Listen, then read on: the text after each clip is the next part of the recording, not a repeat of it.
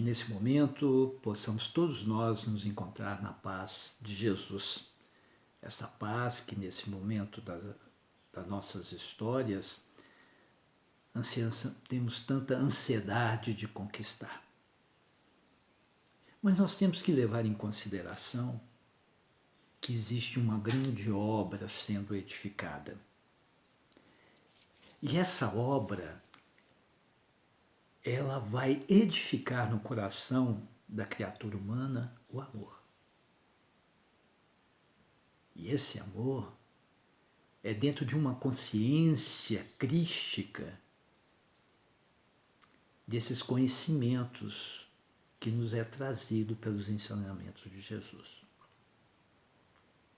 Então, como nós estamos falando num processo de desenvolver uma inteligência, o entendimento,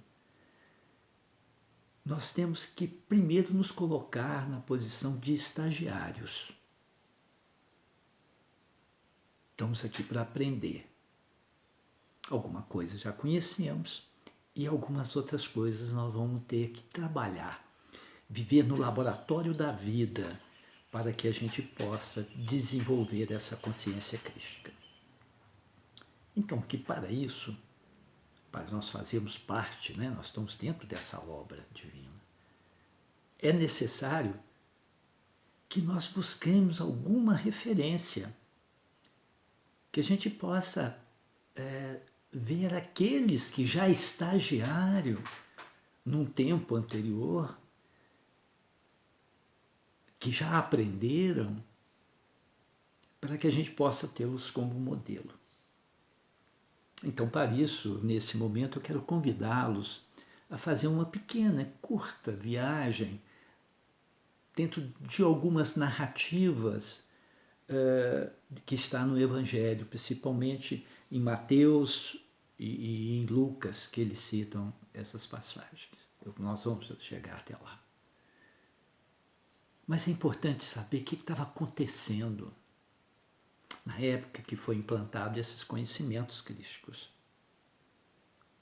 A fraternidade, o amor ao próximo, a benevolência, Nós tínhamos ali o Jesus que saía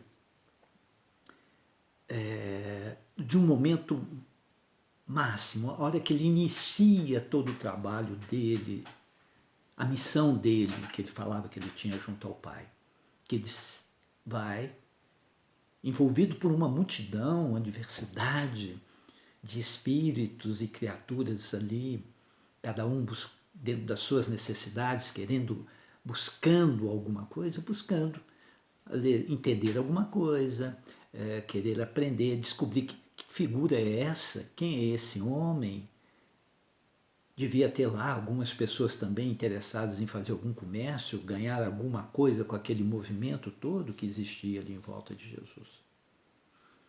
Mas ele faz o Sermão do Monte, ali ele abre as portas para esse novo momento da humanidade, e agora, na sequência, ele está diante daqueles que o propuseram a seguir, que seriam os apóstolos, a qual ele os definiu, escolheu, e os discípulos, que eram os alunos, aqueles que já se sentiram tocados pela mensagem de Jesus.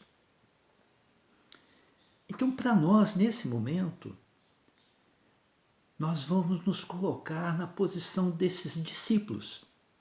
Vamos olhar para esses discípulos, porque eles serão a referência para a gente conduzir os estudos. Então, o que tinha ali? O professor, o mestre, e os alunos. Aí Jesus, nesse momento, fala a eles, fala intimamente, era uma relação direta, fala para eles da missão. Eu vim para implantar o reino de meu Pai no coração das criaturas humanas. Ele deixa bem claro isso para os apóstolos e para os discípulos. É como se ele estivesse dizendo para nós hoje, Nós estamos trabalhando nessa obra que é a diretriz principal, a implantação do reino de Deus, de meu Pai, nos vossos corações. E ali também ele dá todo o amparo a todos aqueles que se propuseram a trabalhar nessa obra. Por isso que ele diz, em algum momento, ele fala assim: vós sois o sal da terra, a luz do mundo. É nesse ponto que ele pega, coloca a função básica dos discípulos. É a nossa referência. Mas ele diz assim: para que vocês possam ser o bom trabalhador, o bom servo dessa obra, não vão guardar esses tesouros da terra, não. Vão colecionar os celestiais, os espirituais. Esses são os valores maiores. O da terra são efêmeros, vão passar. Mas disse também, olha, não dá para atender dois senhores, não. Ou vocês atendem ao Senhor da obra divina, ou ao outro Senhor. É uma decisão íntima, uma escolha pessoal dos discípulos. Mas ali Jesus orienta, a dois senhores não vai dar certo. Você não atende nenhum e nem outro. Isso é importante. Nos tira também a ansiedade do futuro, porque se nós estamos falando de uma obra, nós estamos falando de algo que está sendo construído um amanhã. Não ficar inquietos com o futuro. Trabalhar na obra. E aí é que entra uma posição que nós vamos focar um pouquinho mais, quando ele diz assim: não julgueis.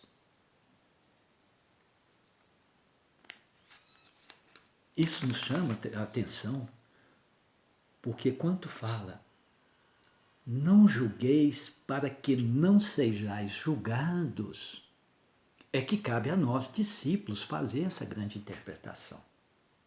O que Jesus quer dizer por isso? O momento, as pessoas, as circunstâncias que estavam lá, nós passamos agora rapidamente só para a gente se colocar. Então vamos pensar na questão do julgamento. Não julgueis. Para entender esse não julgueis, nós vamos pensar um pouco o que é julgar. Julgar.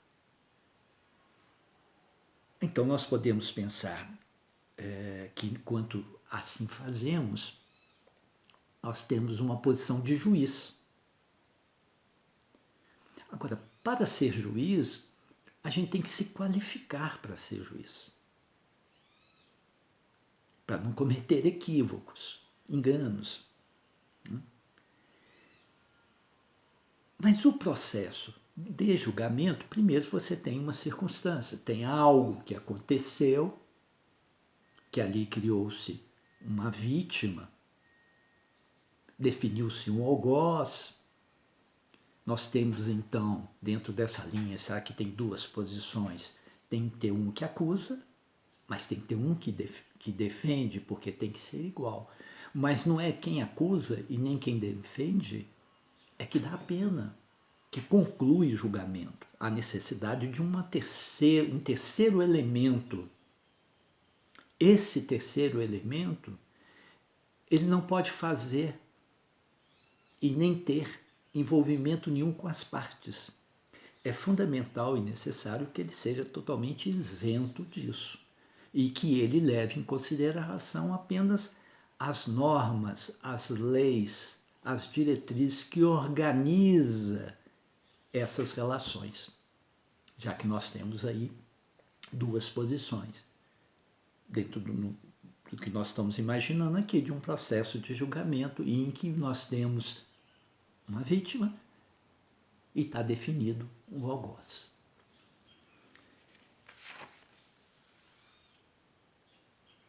Aí, disso, dessa condição, como Jesus está dizendo ao discípulo para não julgar, primeiro nós temos que nos colocar na posição do auto-julgamento.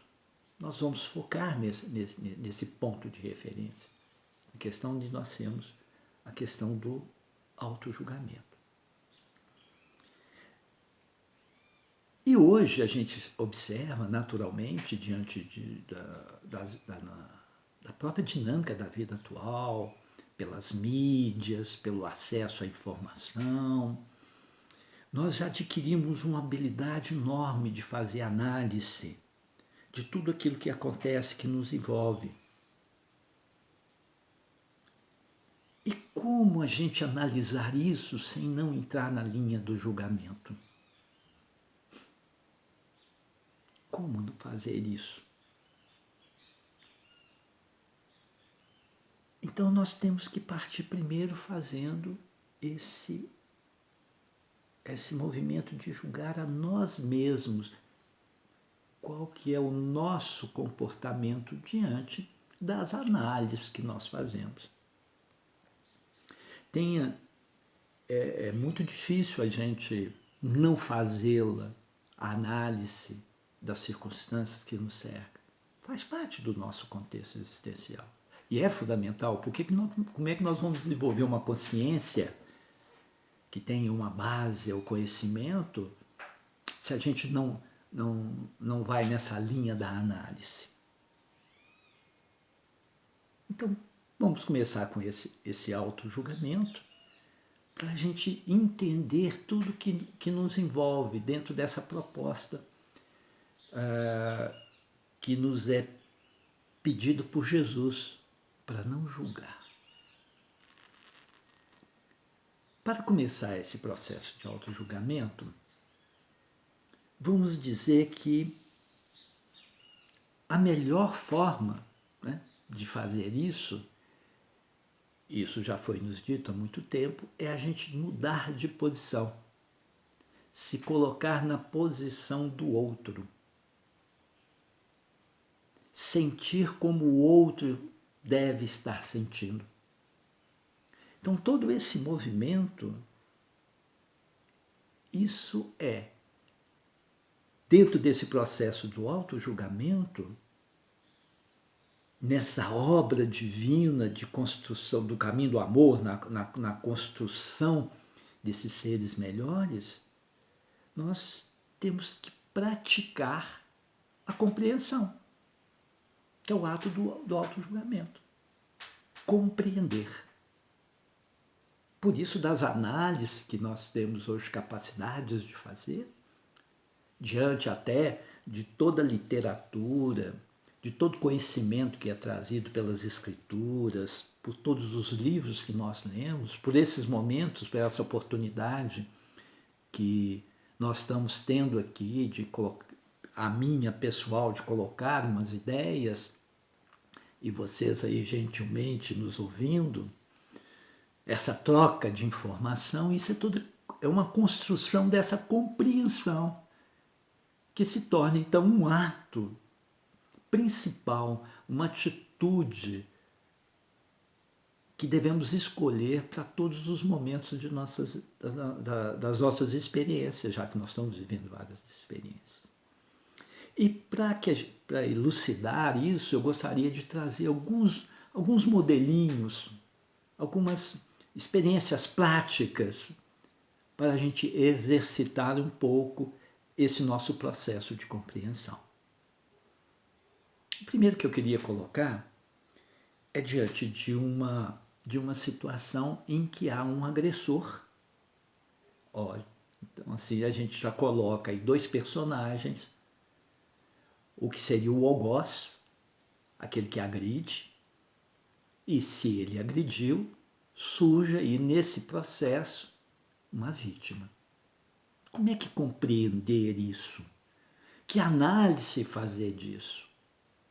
Dentro dessa questão do auto-julgamento, nós vamos nos colocar na posição do agressor. Muito bem. Então eu estou na posição do agressor. Se eu estou na posição do agressor, nesse momento, eu sei exatamente que eu reconheço, eu sou agressor, eu reconheço que no momento meu de loucura, de desequilíbrio, eu fui lá e tive uma ação diante dessa situação vivida por mim. Eu reconheço. Quando eu reconheço isso, que eu tenho noção disso, que eu agredi, não importa a circunstância, mas algo estava acontecendo comigo que eu me tornei um agressor. O primeiro sentimento que buscamos para nós, dentro desse reconhecimento, é o como seria importante o perdão daquele a quem eu agredi. O quanto isso seria importante para mim. O quanto isso ia... Não estou na posição de que o perdão me eliminasse da minha pena, mas o quanto isso me ajudaria no meu processo de viver aquele processo, a situação a qual eu estive envolvido. Então, nesse auto-julgamento, reconhecendo a agressão, eu vejo a importância do perdão. Uma outra situação é quando nós nos colocamos no lugar do prisioneiro, daquele que está no cárcere. Só de pensar na situação, a gente vê assim, quanto sofrimento tem esse que está no cárcere. Doente, de alguma forma doente. Doente da alma, angustiado, limitado nas suas ações.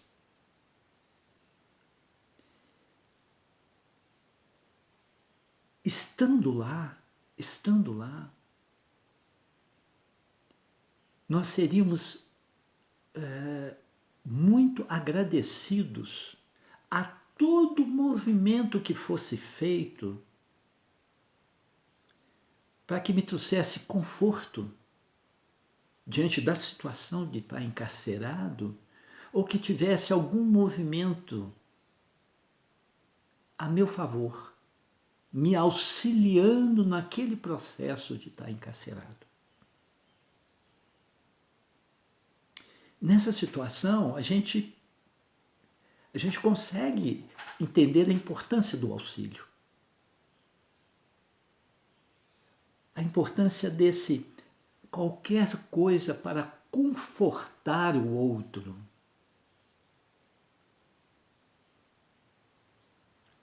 Aí fazemos esse auto-julgamento. Inverter na posição. Quantas vezes a minha atitude, tanto na primeira quanto eu fui agressor, ou quanto na minha atitude em que eu encarcerei alguém.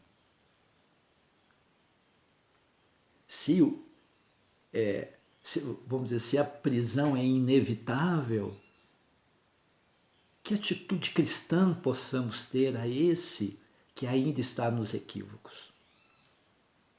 A minha análise teria que passar além disso? Auto-julgamento. E uma outra situação, diante até dos movimentos atuais que está exigindo de nós toda uma percepção diferente da vida, comportamentos diferentes, né? Nos trazendo limitações, grandes desafios. E nesse momento exatamente que nós caímos na tentação, em que nós somos desequilibrados por circunstâncias, às vezes, de uma escolha infeliz, diante de uma percepção equivocada dos valores da vida, priorizando determinadas situações que são efêmeras, criando circunstâncias infelizes para nós mesmos. Estando nessa situação, quando nós estamos realmente abatidos, sofridos, diante da nossa própria história, caídos, nessa expressão, derrubados, entregues.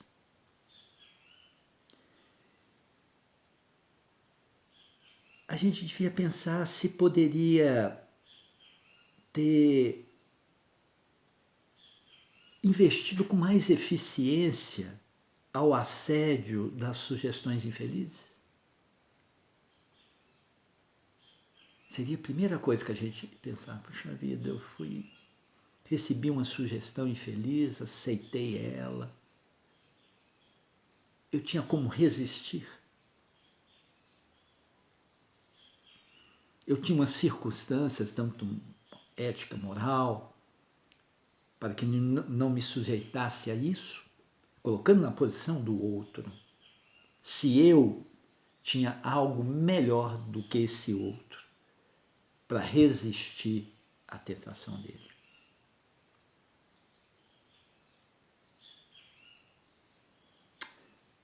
E um outro fato também que nós analisamos hoje, né, dentro do nosso campo de observação, no conforto, na nossa casa, às vezes pelas mídias, por informações, mensagens pequenas, né, que a gente cria um julgamento e inverter uma posição.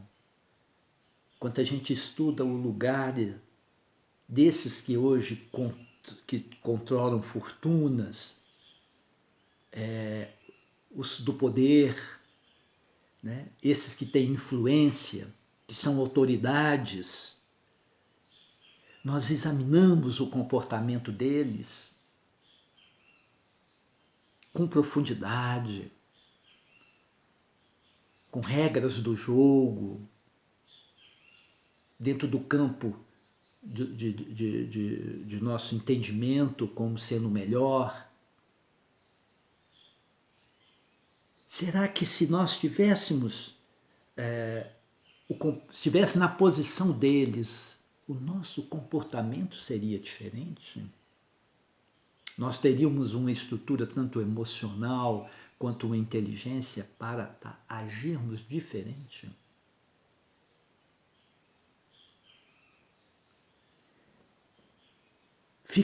Essa é uma posição que cabe uma análise, né? Eu no lugar do outro faria melhor? Porque nós já sabemos, né, que diz que um dos grandes desafios é a questão da fortuna, do poder. Será que nós temos uma estrutura moral para estar diante do desafio do poder, da riqueza? Daríamos conta? A gente também se posicionar numa outra situação assim forte, que é bem pessoal, a gente consegue se colocar no lugar do outro que nesse momento teve a perda do ente querido. A gente consegue ver no lugar dele, a gente consegue mentalizar o sofrimento dele, o que está naquele coração.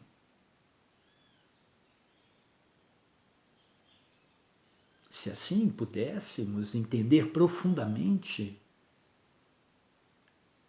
talvez a gente entenderia nós mesmos.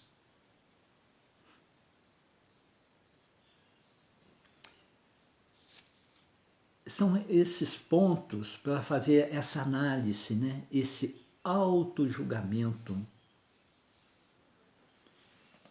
Avaliando essas situações, a gente tem condição de definir ali um caminho, mas isso tem que vir através de uma compreensão, uma qualificação fazermos análise das situações, ponderar em cima desses tópicos, fazendo esse auto-julgamento, percebendo esse movimento da vida,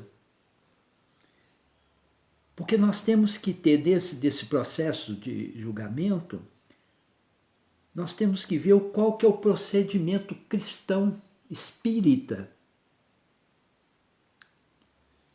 que nos é melhor, que faz com que realmente a gente esteja dentro dessa obra,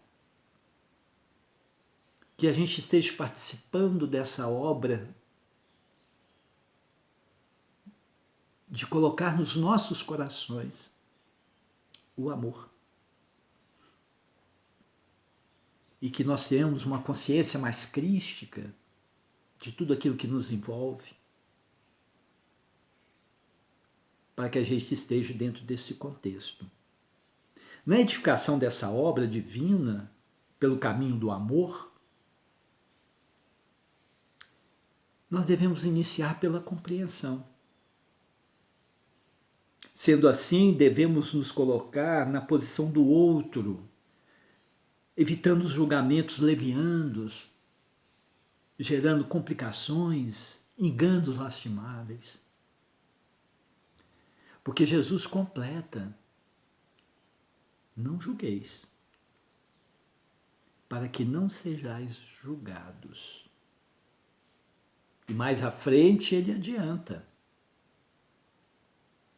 com as mesmas medidas em que julgueis, também serás julgados. Eu vou deixar essas expressões da minha parte para que haja uma reflexão sobre esse movimento do julgamento, das análises críticas, das ponderações, para que possa nos auxiliar nesse momento tão especial nas nossas vidas. Deixo aí o meu afeto, o meu agradecimento, pedindo sempre ao nosso Pai que, através de Jesus, possamos manter a nossa paz íntima, preservá-la em torno de nós e sempre entre nós. Que assim sempre seja.